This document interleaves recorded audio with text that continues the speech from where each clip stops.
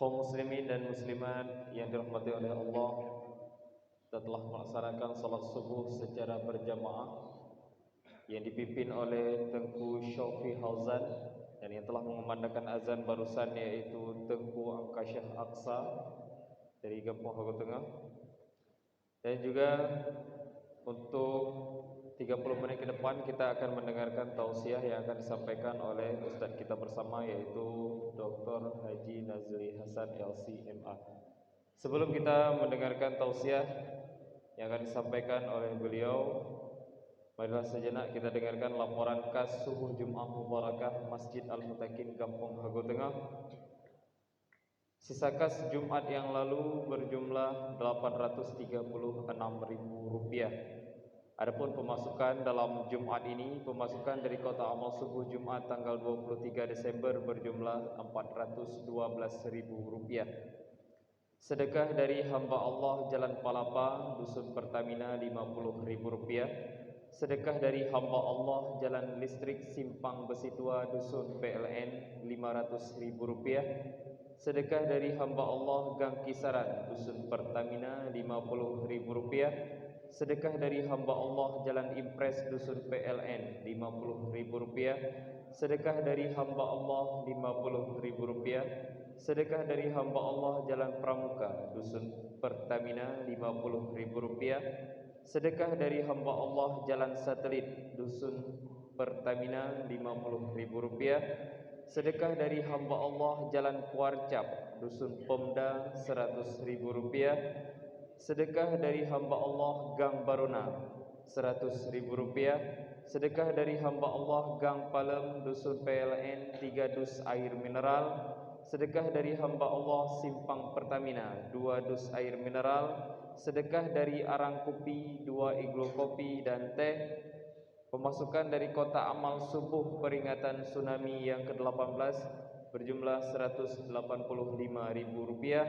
Sedekah dari hamba Allah Gang Kisaran Dusun Masjid Rp50.000. Dengan total pemasukan ditambah dengan kas dari Jumat yang lalu berjumlah Rp2.483.000.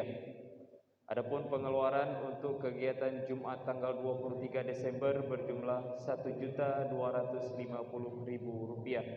Sisa kas sampai dengan saat ini 30 Desember berjumlah Rp1.233.000. Rp1.233.000. Hadirin yang kami muliakan, kami panitia mengucapkan ribuan terima kasih kepada seluruh jamaah yang telah menyumbang untuk kegiatan subuh Jumat Mubarakah ini. Ini semua tidak dapat kami balas, hanya Allah lah yang dapat membalas. Semoga Allah melipat gandakan rizki dan pahalanya kepada kita semua. Amin ya rabbal alamin. Tiba saatnya, marilah sama-sama kita mendengarkan tausiah yang akan disampaikan oleh Ustadz kita bersama, yaitu Ustadz Dr. Haji Nazli Hasan LC.MA. Kepada Ustadz, waktu dan tempat kami persilahkan. Hadanallahu yakum ajma'in. Wassalamualaikum warahmatullahi wabarakatuh.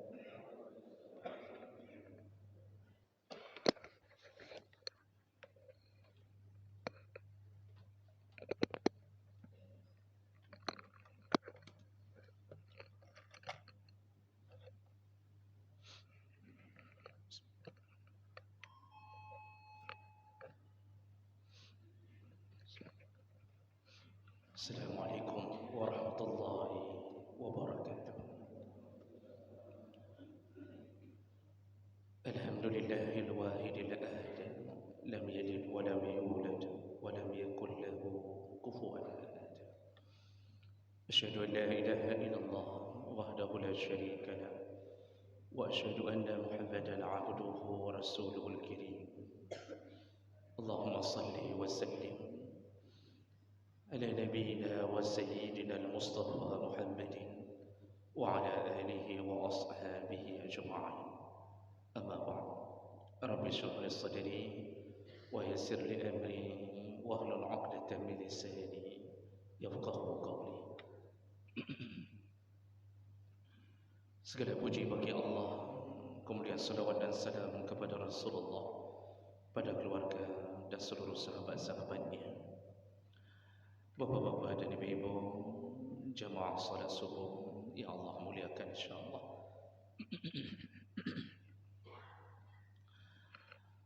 Salah satu daripada harapan kita yaitu semua kita ingin diberikan surga oleh Allah Subhanahu wa taala. Tidak ada orang yang menginginkan neraka, walaupun pekerjaannya pekerjaan ahli neraka. Kalau kita tanya orang yang tidak salat, orang yang tidak puasa, orang yang tidak bersedia membayar zakat, pasti jawaban mereka menginginkan surga. Surga adalah harapan kita tertinggi. Di situ puncak kebahagiaan. Tidak lagi diselingi dengan kesusahan. Baik kesusahan pikiran, susah hati, susah badan, tidak ada, sedikit pun tidak ada. Kalau diberikan surga saja kita sudah bersyukur, apalagi kalau diizinkan memilih surga. Diberikan surga saja sudah bersyukur, apalagi diizinkan untuk memilih surga. Nah, jemaah melakukan Allah Subhanahu wa taala, ternyata dalam beberapa hadis Nabi sallallahu alaihi wasallam itu telah menyebutkan tentang beberapa golongan orang-orang yang diizinkan memilih surga. Ketika Nabi masih hidup, Nabi pernah berkata, kalau engkau memohon kepada Allah, maka mintalah surga Firdaus. Artinya jangan minta surga yang di bawah Firdaus. Kalau engkau bermohon surga kepada Allah, minta yang paling tinggi, kata Nabi, yaitu surga Firdaus. Nah, kali ini ada golongan-golongan orang yang diizinkan memilih. Silakan pilih, kata Nabi. Dan itu adalah hak Allah untuk memberikan hamba keistimewaan. Nah, jemaah melakukan Allah Subhanahu wa taala, siapakah mereka? Inilah yang akan kita bicarakan pada subuh hari ini, yaitu orang-orang yang diizinkan untuk memilih surga suka-suka dia. Jadi kagalak-galak gedanyo. Seharusnya kita ditentukan surga. Engkau surganya ini, engkau surganya ini. Tapi ini silahkan pilih. Mari kita lihat keterangan dari Nabi sallallahu alaihi wasallam.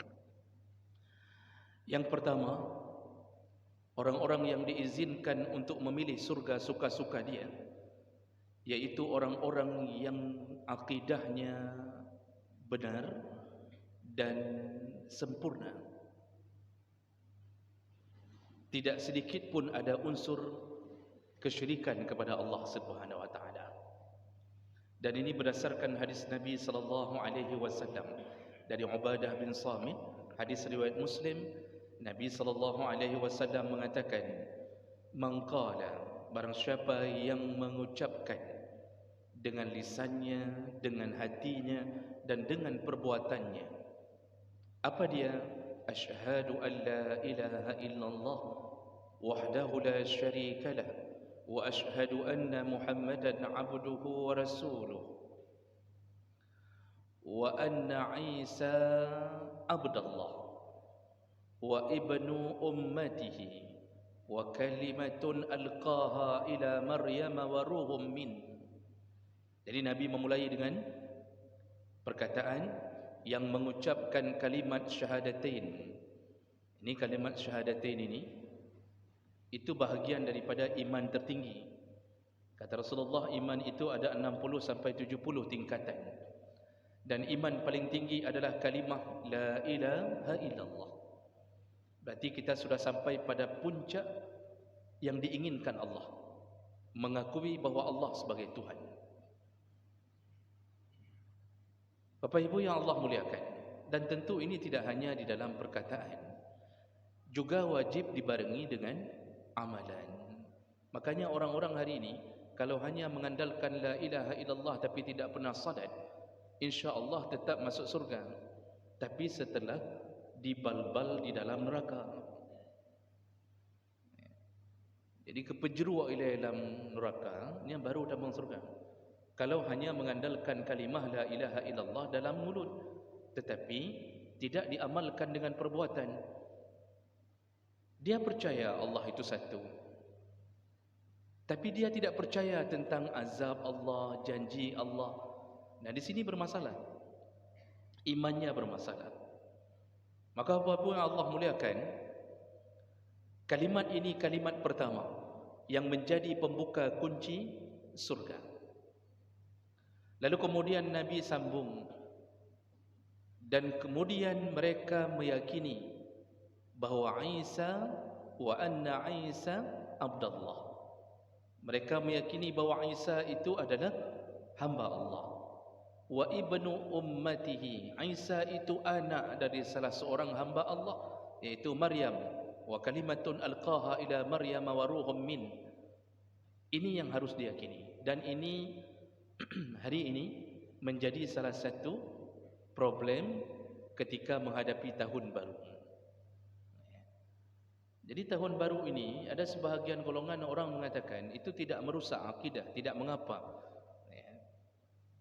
Padahal ketika kita membaca dan bertanya kepada orang-orang Nasrani, mereka itu tahun baru itu memang ulang tahunnya kelahiran Yesus, walaupun dipercaya 25 Desember, tapi puncak peringatannya itu di tahun baru.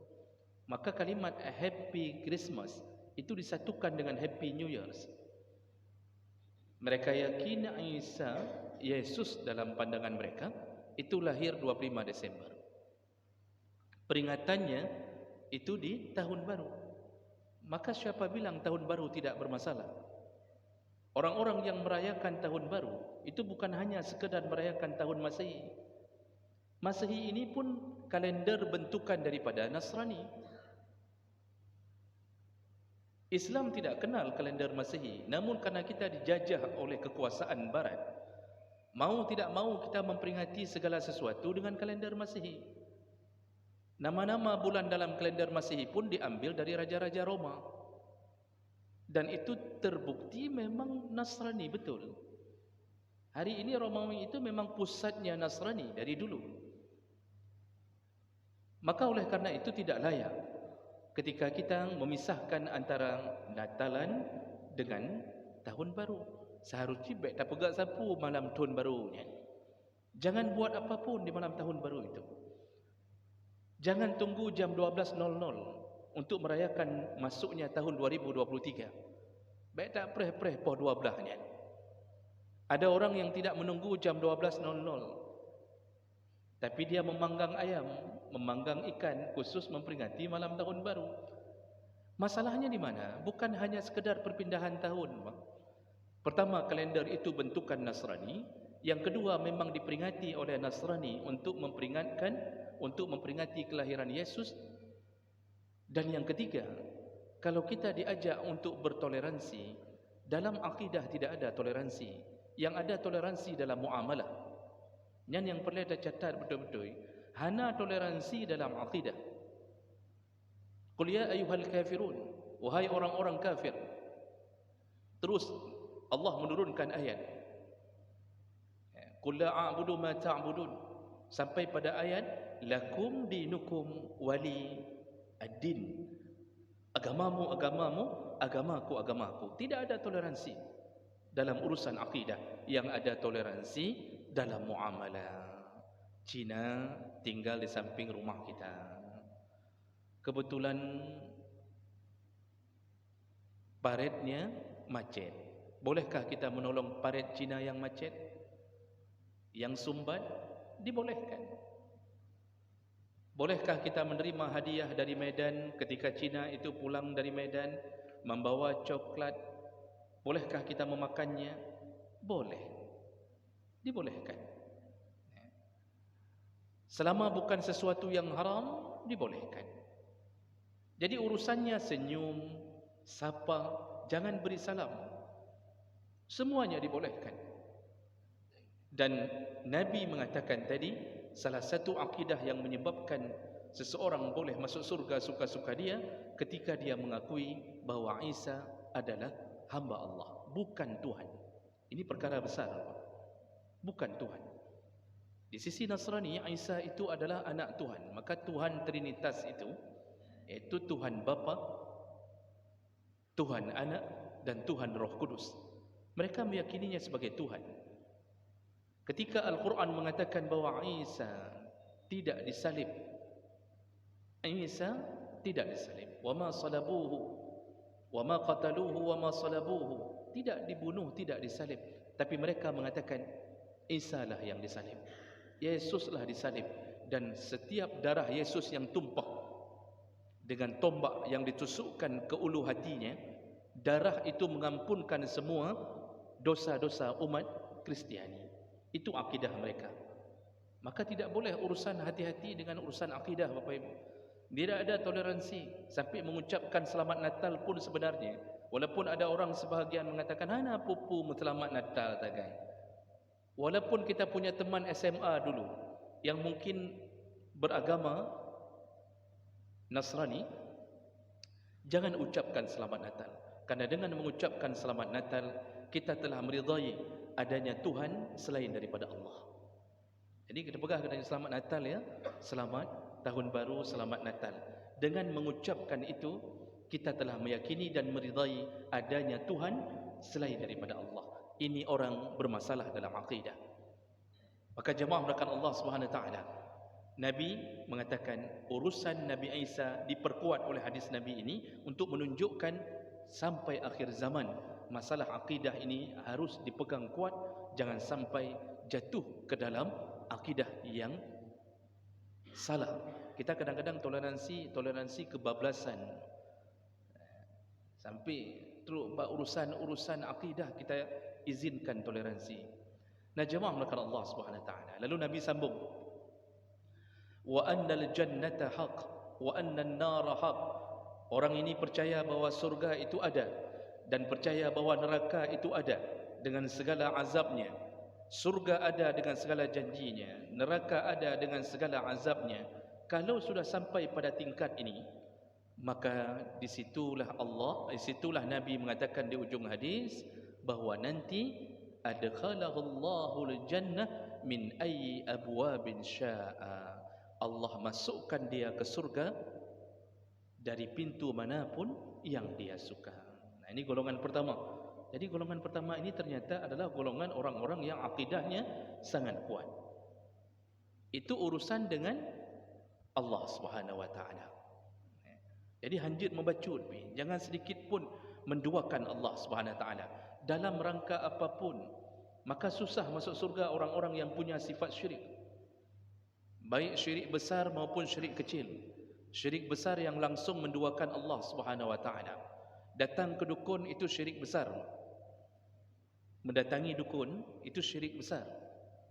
Percaya apa yang dikatakan dukun, mengamalkan waktu dukun meminta untuk dibuatkan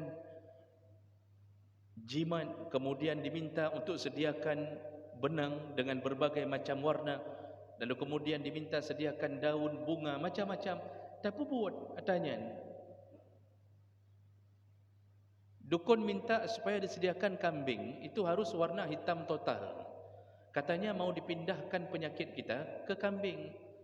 Kambing saja bingung, asam urat yang kita terima gara-gara makan daging kambing, tak kembalikan ke kambing, kembangai.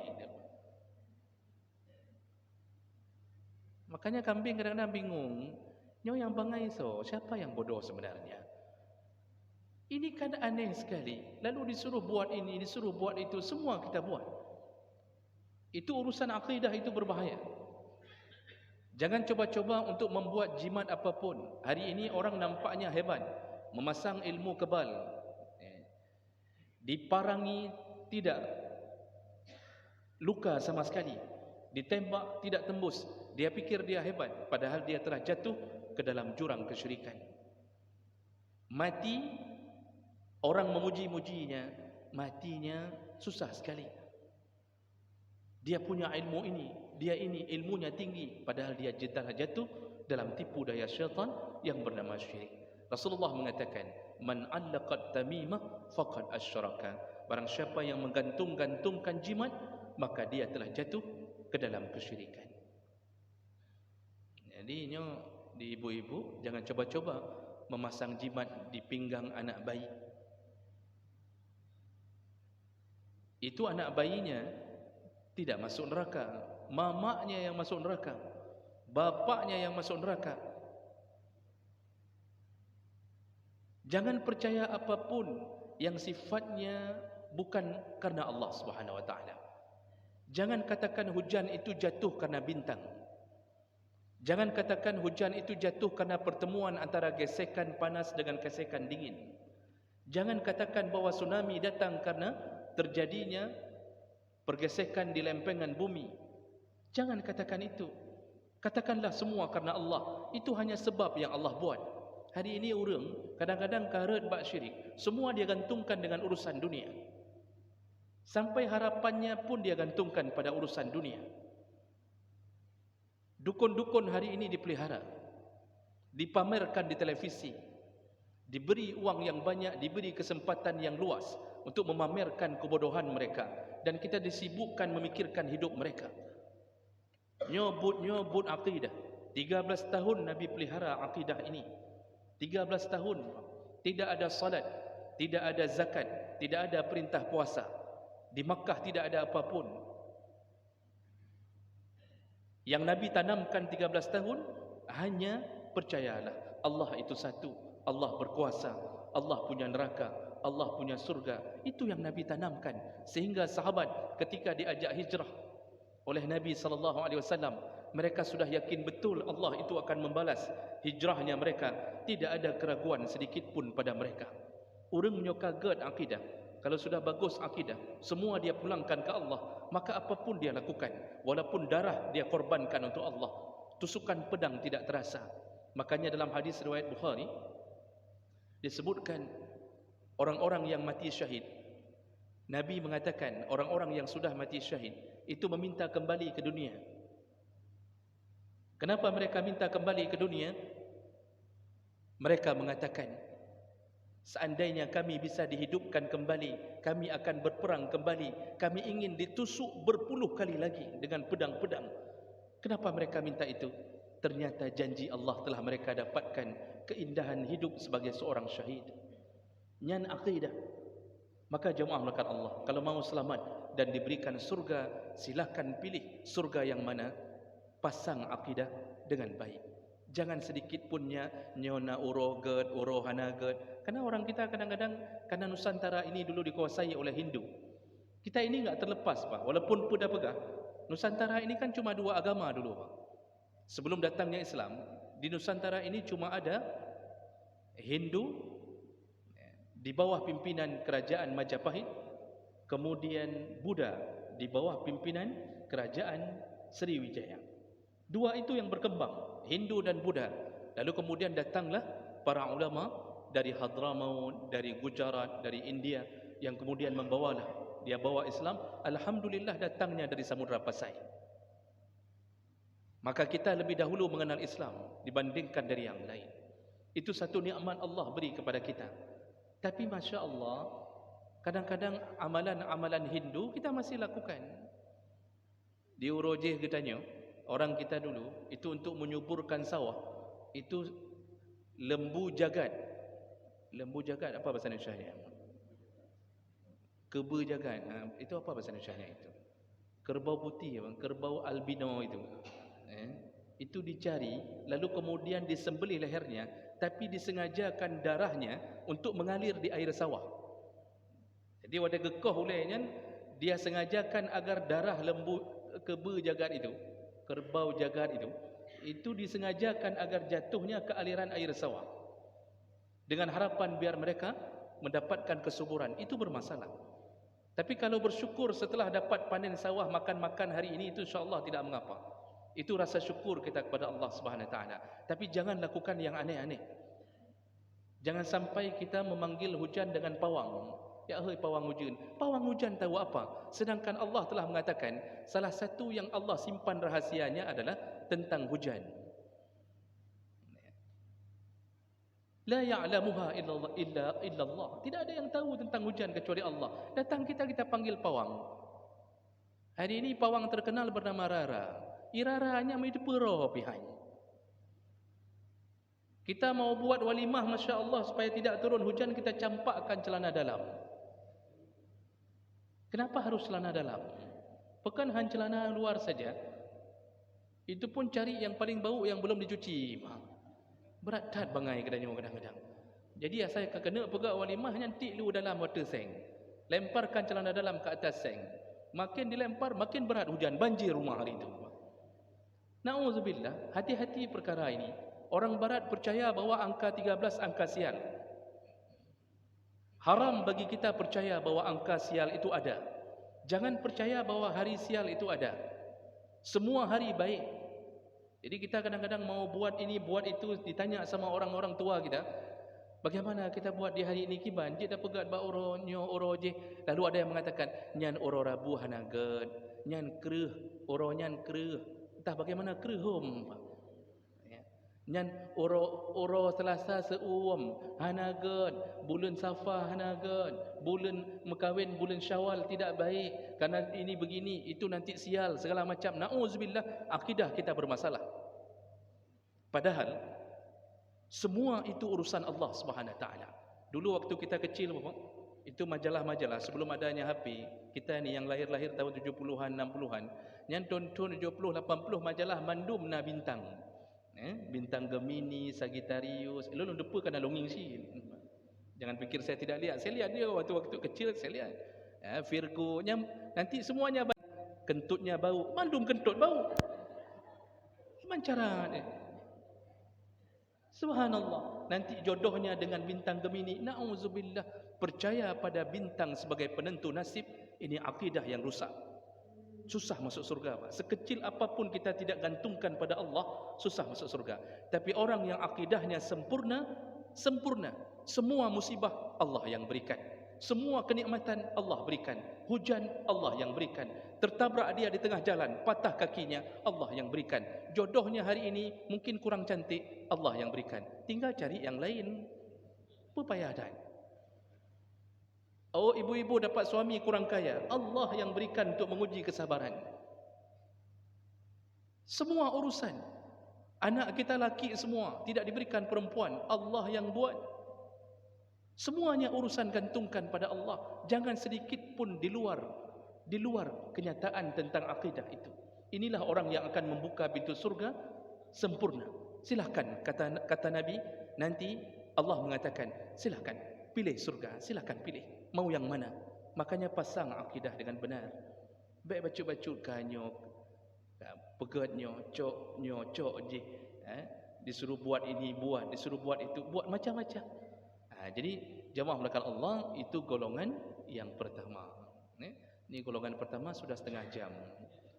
Tadi moderator mengatakan 30 menit ke depan akan disampaikan oleh penceramah.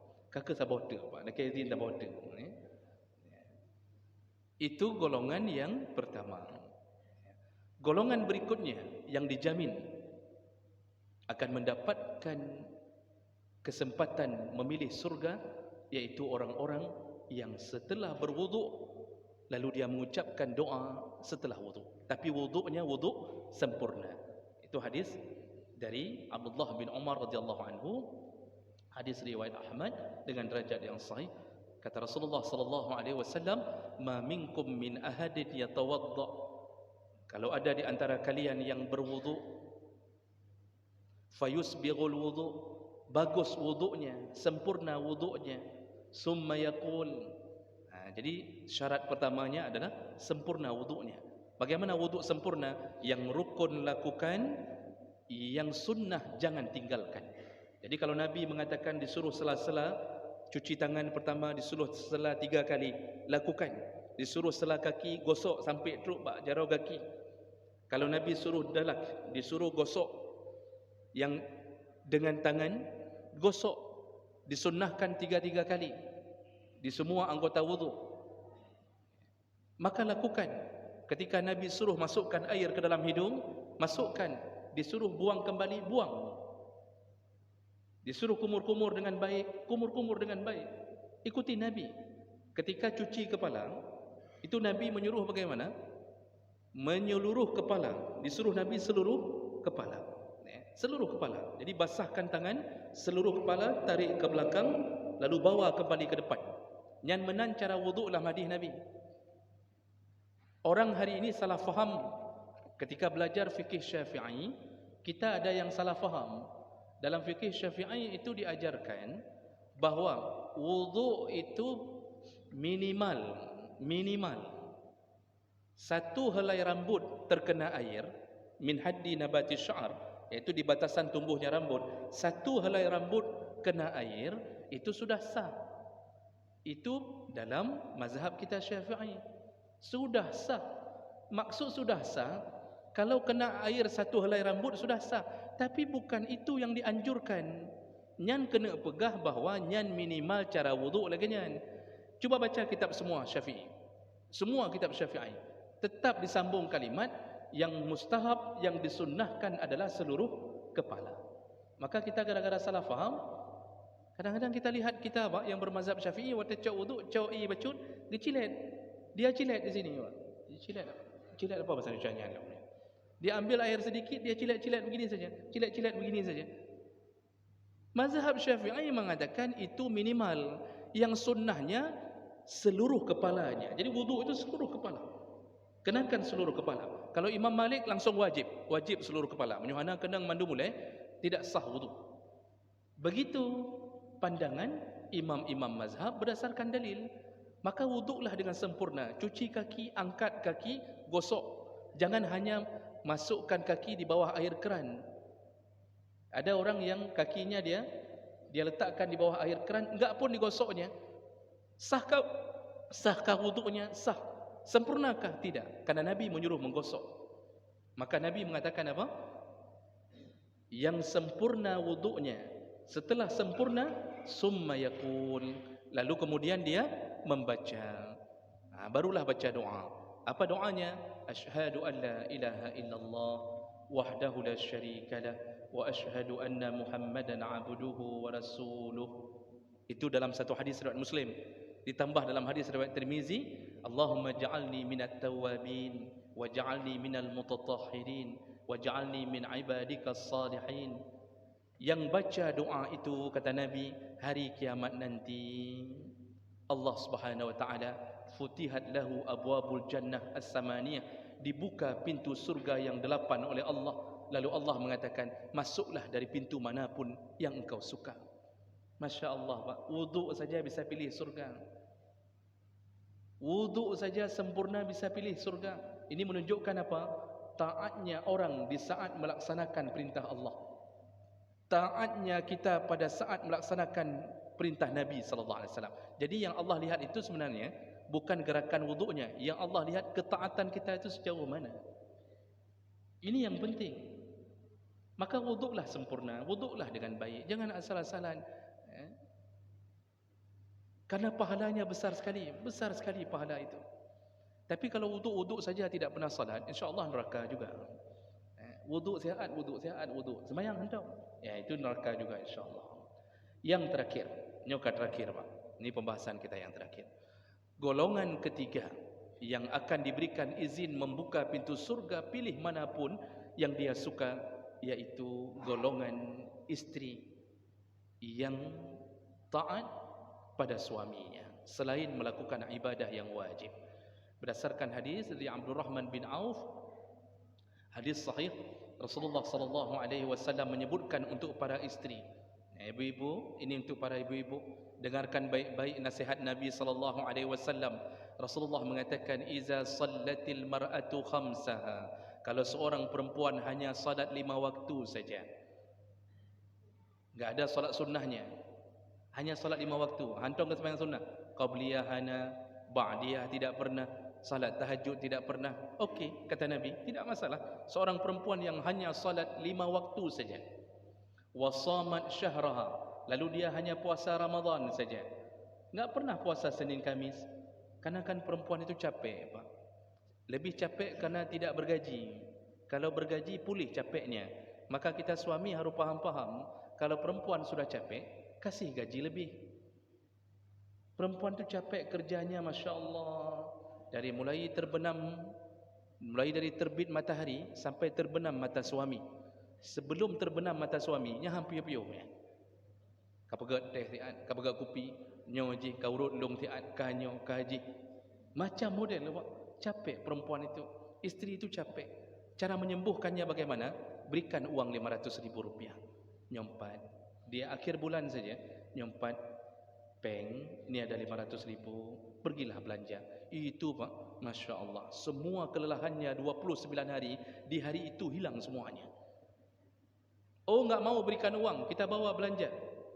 Pergi ke mall, suruh dia pilih suka-suka. Syaratnya tidak boleh lebih daripada 10.000. Nya kapal wasir. Nya hanya kebuan. Bawa dia belanja, bawa isteri jalan, pilihlah baju yang mana engkau suka, silahkan. Masya Allah, hilang capeknya di situ, Pak. Tapi kita yang capek, mengikuti dia terus-terusan dari satu lorong ke lorong lain, terus masuk semuanya, Pak. Barang-barang enggak perlu dia beli Ajinomoto, dia belinya, dia macam model tu. Gedanya yang tapi tidak mengapa, begitulah membahagiakan isteri. Makanya Rasulullah mengatakan kadang-kadang isteri enggak bisa puasa sunnah. Mana sempat isteri puasa Senin Kamis? Baru mau puasa suaminya dari kantor telefon, nak kali kada gunbu. Sudah masak nasi. Saya puasa bang, puasa aja, bagus cerai ke? Tidak bisa. Makanya Rasulullah tidak memberatkan seorang isteri, cukup Ramadan jaga dengan baik. Lalu kemudian wa hafizat farjaha.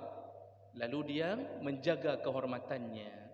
Tidak berpakaian yang terbuka aurat, tertutup dengan baik, tidak bergenit-genit dengan suami orang, dia jaga kehormatannya. Dan yang keempat kata Rasulullah, wa ata'at zaujaha, di saat dia taat pada suaminya, apa kata Allah nanti di hari kiamat? Wa qila laha, hari kiamat Allah akan berkata kepada isteri ini yang sangat taat pada suaminya, udkhulil jannah, masuklah engkau ke dalam surga, min ayyi abwabin syi'ti, dari pintu manapun yang engkau suka, kata Allah. Masya Allah, ibu-ibu ada kesempatan nak buka pintu surga ibu. Syaratnya apa? Ibadah bagus. Yang wajib yang dua tadi. Kenapa Nabi tidak sebutkan zakat? Karena yang wajib zakat yang memberi nafkah pada dia. Suaminya yang wajib zakat. Isteri bukan orang cari nafkah, walaupun banyak orang hari ini cari nafkah. Artinya rata-rata isteri tidak cari nafkah, maka enggak disebutkan zakatnya. Kenapa tidak disebutkan haji? Begitu nafkah tidak ada, haji tidak wajib. Oh, mau dihajikan oleh suami, alhamdulillah, ibu dapat suami yang baik. Ibu beruntung dapat suami yang mau menghajikan isteri, tapi tidak wajib suami menghajikan isteri. Ini yang perlu ada pegang. Itu bukan bahagian nafkah wajib. Oh, mau diberikan, Masya Allah, beruntungnya seorang isteri ketika dihajikan oleh suaminya, dan baiknya seorang suami di hadapan Allah. Maka tidak disebutkan zakat, haji, hanya disebut. Yang intinya setelah ibadah bagus, taatlah pada suami. Jadi ketika ijab kabul, itu surga berpindah dari tangan orang tua ke tangan suami. Surga pindah dari kaki seorang ibu yang menikahkan anaknya, berpindah ke kaki suaminya. Maka ibu-ibu yang Allah muliakan, jangan fikir orang tua seorang isteri lebih utama daripada suaminya. Tidak, suamilah lebih utama dia berbakti dibandingkan orang tua isteri. Tapi jangan sedih. Kok je kemenan? Misal kita tanya, kok bisa begitu?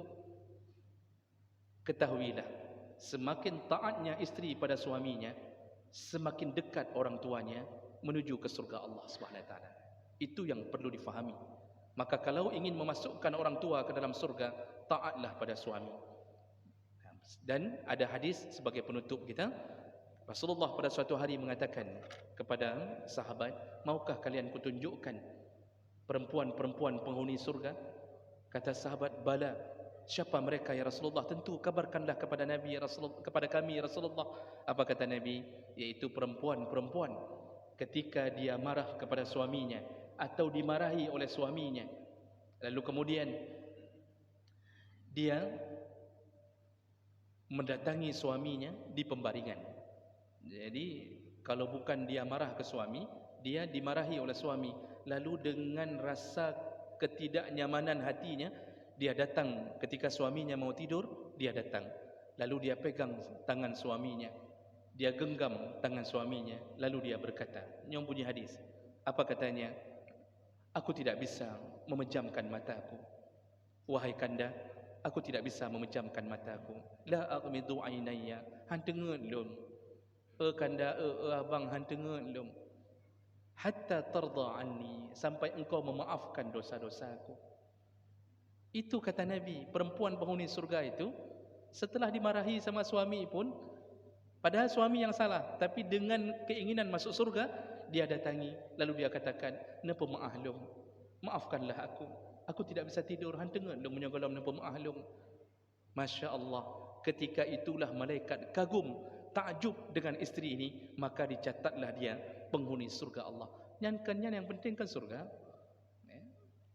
Cuma bapak-bapak mungkin nanti akan heran malam pertama, setelah isteri ikut pengajian mendapatkan hadis ini, mungkin nanti malam ada isteri yang datang pegang tangan suami. Abang, napa ma'ahlum?